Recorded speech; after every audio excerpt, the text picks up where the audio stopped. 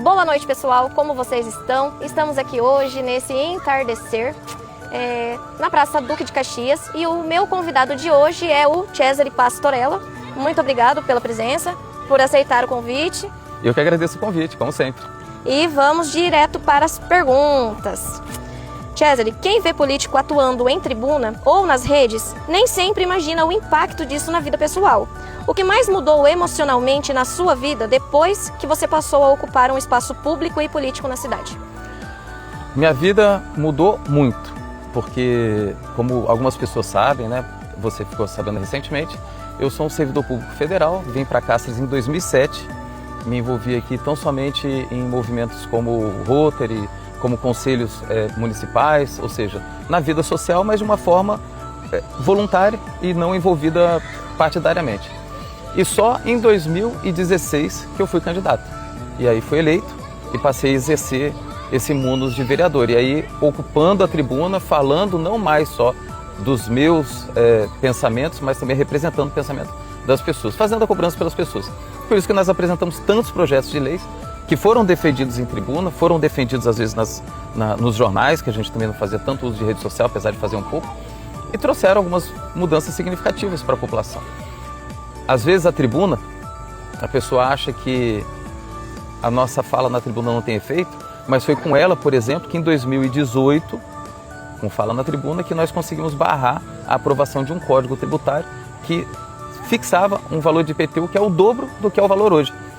Hoje é 1% para terreno não edificado, 0,5% para terreno edificado. O projeto está lá, não tem como apagar. Em 2018, se ele tivesse sido aprovado, seria 1% para terreno edificado, 2% para terreno não edificado. Então foi através de uma fala de tribuna que a gente conseguiu mobilizar a sociedade para que essa pressionasse os vereadores e os vereadores pressionaram o prefeito para retirar o projeto. Então, quem está para representar o povo tem que falar para o povo, não tem outra maneira. Correto. Realmente, né? Outra pergunta. Depois de 2 mandatos, você está no segundo? Terceiro. Então, depois de 2 mandatos, acompanhando os bastidores da política de Cáceres, qual foi a situação que mais te chocou ou te entristeceu como cidadão antes mesmo de ser político? A própria ida minha, a candidatura, ela se deu por conta de uma indignação. Hoje a população tem várias razões para se indignar com a classe política.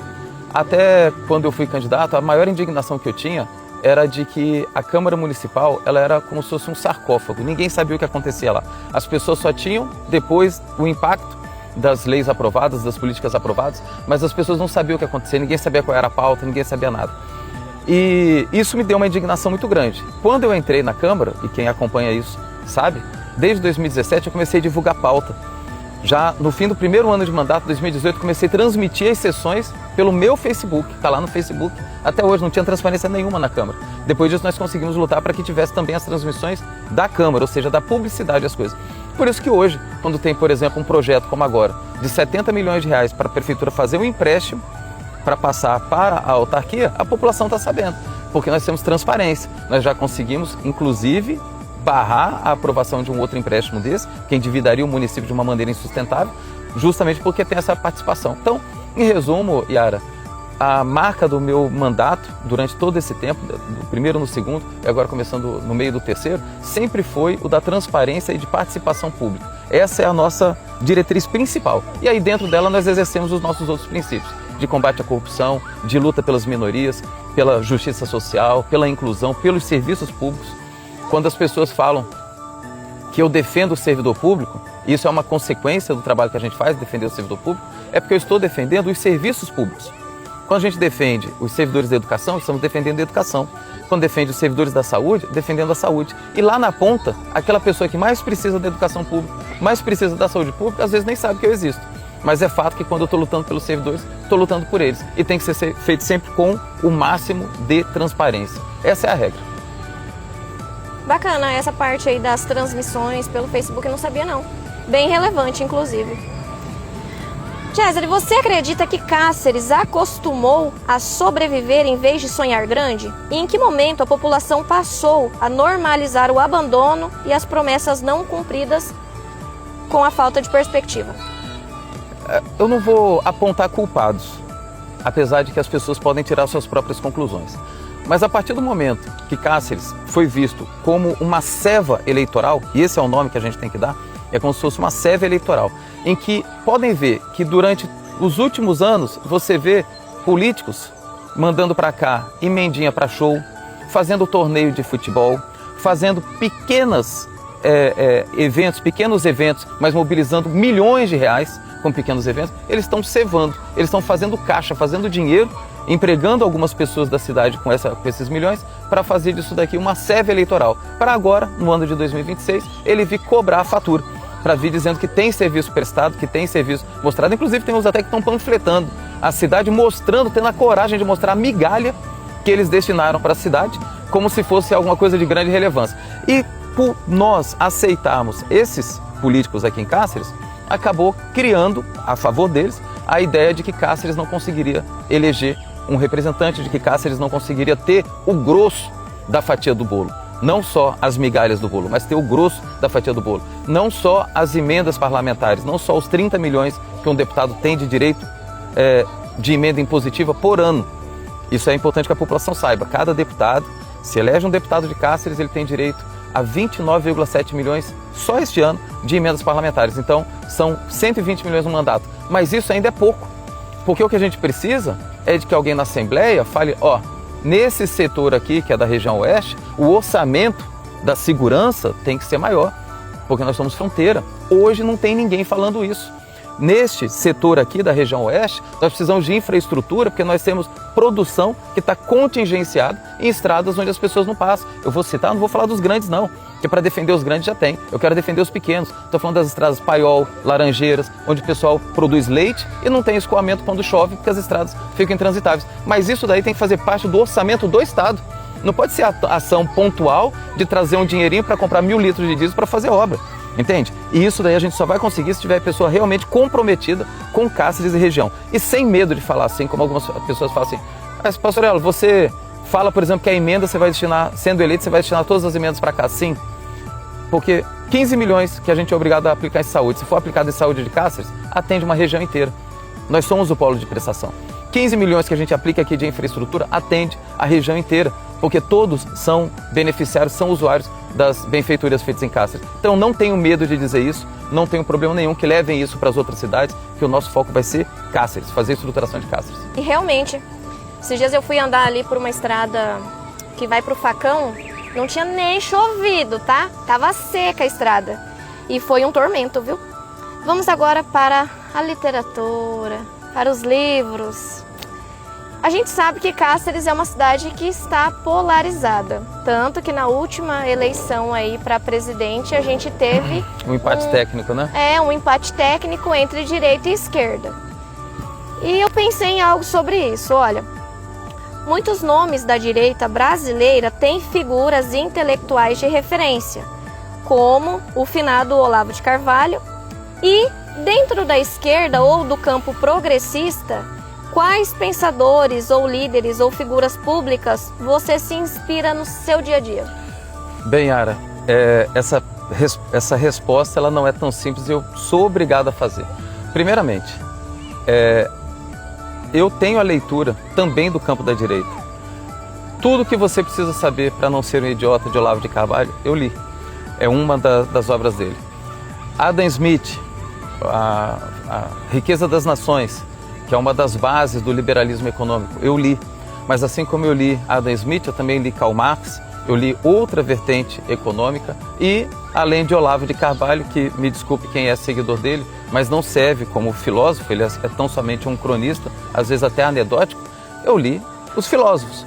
Então, não tem como discutir o que Olavo de Carvalho fala sobre Deus e o que Spinoza fala sobre Deus, o que São Tomás de Aquino fala sobre Deus, entende? Então eu busquei da literatura como um todo, nunca tive preconceito literário, não deixo de ler uma obra porque aquele autor eventualmente é de uma corrente ideológica ou de uma corrente política diferente da minha. E convido as pessoas de direita a também lerem os autores de esquerda, que talvez até mude um pouco a forma de pensar e entendo que nós vivemos num mundo plural. Eu sou criticado, às vezes, até por pessoas da própria esquerda, pela forma como eu lido com a diversidade. Mas isso faz parte. Inclusive eu estou aqui com uma camiseta da diversidade, que é a diversidade de gênero, mas eu aplico também a diversidade cultural e a diversidade ideológica. É necessário que a gente tenha diálogo, é necessário que a gente tenha temperança, é dos princípios, inclusive, do Espírito Santo, que a gente tenha a temperança, que tenha a mansidão, para que a gente promova um bem-estar entre todos. Então, eu leio da direita, da esquerda. Karl Marx, com o Capital, ele não faz uma explicação, ele não faz um projeto econômico, ele faz uma explicação de dialética histórica, de entender como a história se processa. Como que nós, que somos classes trabalhadoras, estamos em constante conflito com os bilionários, que nem aqui no Brasil moram, mas que dominam parte da nossa economia. Esse conflito existe, essa luta de classe existe, e é dessa luta de classe que surgem as grandes mudanças na humanidade, os direitos, o próprio direito de você, por exemplo, enquanto mulher, estar aqui agora num momento desse à noite e tal, foi conquistado por lutas de classe. Então é preciso reconhecer isso, é preciso entender a diversidade de ideias e não se calar, continuar nessa luta. Não existe nenhuma leitura inútil, isso daí eu tenho essa máxima comigo. Eventualmente, né, hoje a gente tem sempre um celular à mão, né, onde Sim. Eu tenho o Kindle instalado no celular, então se eu não tiver nada, eu tenho meus livros no Kindle que eu posso olhar no celular. Mas, eventualmente, antigamente a gente ia, por exemplo, pegava um voo, ou ia para um consultório médico, alguma coisa, e sempre tinha alguma coisa para ler. Nunca deixei de ler. Chega num salão, por exemplo, para esperar um atendimento, tem lá revista de moda, revista de qualquer coisa, sempre tem coisa para ler. O homem que não lê, vive uma vida. O homem que lê, vive 1000. Essa é a grande diferença. Então nós temos que ler e viver muitas vidas. Concordo. Você acabou de falar sobre a leitura entre direita e esquerda, que isso é um fator importantíssimo. E a outra pergunta é mais ou menos em relação a isso. Muitas pessoas te enxergam como alguém de esquerda e ao mesmo tempo eles reconhecem também as suas posições bastante firmes em pautas normalmente associadas à direita, né? Como a responsabilidade fiscal, como cobranças no legislativo. Como que você explica essa percepção e como que você acredita que a população está menos presa aos rótulos ideológicos? Bem, inicialmente dizer que as pautas de combate à corrupção, de austeridade fiscal, de eficiência do Estado, elas não são pautas exclusivas da direita, né? Elas nem podem ser apropriadas assim. Elas são as pautas de qualquer pessoa honesta que tenha ido para a política, para o serviço público, para fazer o bem. Então, independentemente, reconheço que há pessoas que sejam da direita ou que sejam da esquerda, tem que ter essa pauta como uma medida necessária para a política brasileira. E se algumas pessoas, dentro do campo que elas defendem, elas me enxergam, por exemplo, fazendo denúncia de corrupção, barrando contratos, fazendo... A lei anticorrupção de Cáceres é de autoria minha. Uma lei que aplica multas a empresas, por exemplo, que deixam obras inacabadas. Essa lei já foi aplicada, já foram recuperados centenas de milhares de reais, é uma lei minha. Então, se as pessoas entendem que isso me torna mais próximo delas, eu acho isso muito positivo, mas isso não muda quem eu sou. Eu sou uma pessoa progressista, defendo os princípios da equidade, defendo os princípios de atenção, cuidado com as pessoas mais humildes, com as pessoas mais vulneráveis, e essa é a razão de eu estar no campo onde eu estou. Enquanto um lado da sociedade defende, por exemplo, a chamada liberdade de negociação entre patrões e empregados, eu defendo que a gente tem que ter um Estado que realmente limite a escala de trabalho a 5 dias na semana, para que as pessoas possam usufruir do convívio das suas famílias com 2 dias de descanso. Então a pauta, por exemplo, que hoje a esquerda defende, que é a pauta que eu defendo, que é o fim da escala 6x1, é uma pauta bem fixa, de garantir às famílias brasileiras tempo de usufruto das famílias. Então por isso que eu falo, a pauta do fim da escala 6x1 é uma pauta da família, para que as pessoas usufruam. E quando eu falo da defesa da família, eu faço defesa da família. Então algumas pessoas falam, nossa, mas ele parece gente da direita falando. Não, essa é uma pauta humana, essa é uma pauta que não tem lado. Defender a família, defender os princípios da ética, defender os princípios da honestidade, não tem lado. Isso daí é uma necessidade para qualquer agente político. É bem um lado bem humano, né, da política. Até porque, por exemplo, você é do PT, você foi eleito. você não vai trabalhar somente para os petistas, você vai trabalhar para as pessoas, né? Com certeza, não. Como eu falei, Yara, um adendo importante fazer, na defesa, por exemplo, dos serviços públicos, a maioria mesmo das pessoas que lá na ponta estão usufruindo das minhas lutas, elas não sabem nem da minha existência. Muito menos se eu sou do PT, se eu sou do PL, do PCdoB, elas não sabem. Mas eu sei que a minha luta aqui está fazendo efeito para essas pessoas. Entende? Isso basta para mim. Como eu falei, eu vim de uma origem muito pobre. Eu hoje agradeço a Deus por eu ter uma condição de vida muito melhor da que eu sonhava. Então foi nesse momento, quando a minha vida estava estabilizada, eu posso dizer estabilizada, que conversei com a minha esposa e minha família me autorizou a entrar na política. Eu entrei na política para transbordar um pouco das bênçãos que eu já tenho. Entende? Então para mim é muito tranquilo. O que eu faço é que não seja reconhecido, como eu falei. Mas eu sei, né, o que eu fiz. Isso para mim basta, é suficiente. Satisfatório. Cesare, e afinal, quem é você antes da disputa? Seu lado humano, principalmente. É a base. Eu digo que você não pode ser um bom político se você não for uma boa pessoa. Você não pode falar de princípios, por exemplo, da administração pública, se você não tem os princípios básicos da ética, da moralidade, da honestidade. Então, o ser humano Cesare Pastorello, que é um filho de Deus, abençoado por Deus, como eu falei, cumprindo, como eu entendo, um papel de ter vindo a esse mundo para me tornar melhor do que eu vim, eu tenho que chegar ao fim da minha vida melhor do que eu cheguei a esse mundo, é uma pessoa que tem essa base, tem esses princípios. E a partir desses princípios, com a graça de Deus também, conseguimos um mandato eletivo e temos aplicado. Eu tenho uma coisa que me alegra muito, é olhar para o meu passado político. Porque eu olho para quase 10 anos de atuação e eu não vejo nada, nenhum posicionamento do qual eu me arrependa. E quando eu converso com as pessoas que me acompanham, elas também não veem. Por isso, Yara, que se eu andei todos esses passos até aqui, no mandato de vereador, fazendo uma política dentro do que cabe, dentro do que é limitado a ser vereador, eu me consolidei pessoalmente para pleitear um cargo maior. Por isso que estou como pré-candidato a deputado estadual. Porque é possível ter na Assembleia Legislativa esse mesmo comportamento. A gente vai mudar tudo? Não muda. Mas um pouquinho a gente força pelo menos os outros políticos a terem vergonha na cara e seguir. Eu agradeço, Cesare, a disponibilidade, né? E desejo aí que na sua pré-candidatura dê tudo certo, sucesso na sua trajetória. E esse foi o nosso antes da disputa. Eu fazer um agradecimento enquanto agente político, e agora eu estou falando como agente político, como vereador.